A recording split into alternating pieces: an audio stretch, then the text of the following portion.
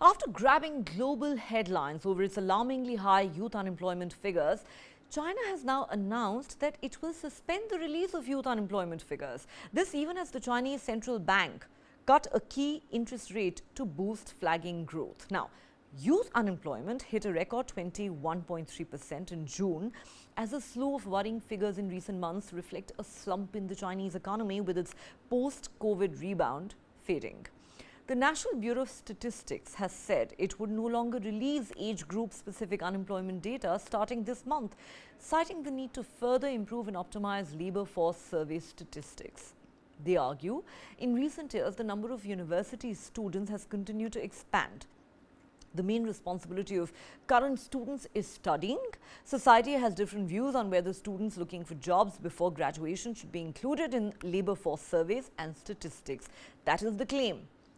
This issue, as well as the definition of the age range currently set at 16 to 24, needs further research, they argue.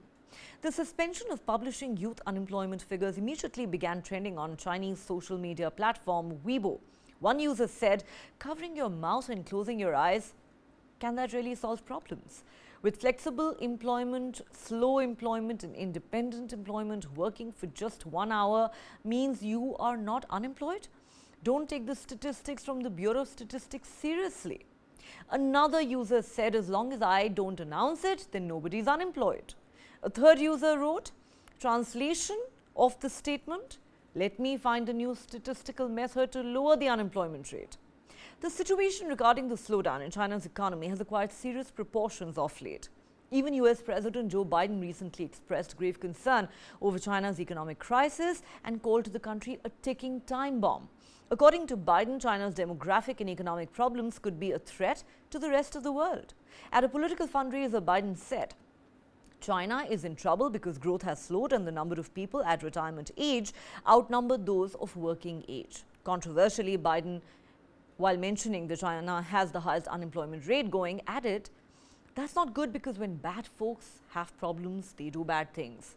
Even though, as per the official figures, China's youth unemployment rate has reached an all-time high at 21%, some estimates suggest that in reality it could be as high as 46.5% thanks to fake jobs and 16 million workers lying flat.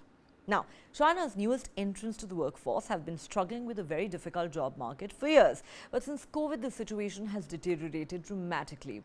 While even the official statistics paint a grim picture, the ground reality could be far worse. That's because China calculates its unemployment rate by including only people who are actively seeking work, as opposed to the US, for example, where those available for work are also counted.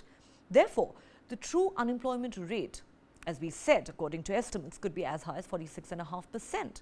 There are 16 million young Chinese workers who've essentially taken themselves out of the labor market, something known as lying flat, and therefore they're not being counted in the unemployment statistics. Similar to the quiet quitting movement in the US, Chinese youth have taken to lying flat or doing the bare minimum and adopting a minimalist lifestyle as a way to reject societal pressure to overwork in China. Now, here's what is both intriguing and worrying. The youth unemployment rate has surged so much that some Chinese parents have turned to unusual solutions, including paying their adult kids to be full-time children. Yes, that's what they're calling it in China these days. That's essentially because for millions of China's young college graduates, the lack of attractive career opportunities is now a devastating reality. There is a complete mismatch between the skills that college graduates have acquired through higher education and the skills required by employers.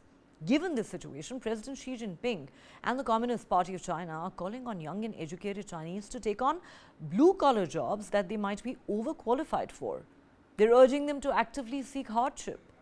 Colleges are advising graduates not to be too picky about jobs and not to aim too high as the opportunities are fleeting. In its attempt to reduce the unemployment rate for college graduates, the Education Ministry has warned that any college courses that have employment rates lower than 60% for 2 years in a row could be cancelled. That pressure has led some schools to force graduates to falsify employment records, according to some reports. And now the Education Ministry has begun cracking down on universities for falsifying employment records as part of a sweeping investigation into the accuracy of the employment data. From August this year, China will suspend the release of the surveyed urban unemployment rate data on young people and other age groups. Our major consideration is that with the development and progress of the economy and society, the statistical work needs to be continuously improved, and the survey on labor force statistics also needs to be further optimized. 身边朋友都那么说，都说毕业肯定就是失业，但是具体的，毕竟我现在才大一嘛，也没有什么具体的想法。我觉得还是等到大2、大3的时候再具体做考虑吧。担心啊，肯定你要是往那个方面想，那肯定非常非常担心。但是，哎，反正先大一嘛，就先不想再说。这东西还是分行业了，就是像我们在的就是 IT 行业，可能说还好找一些。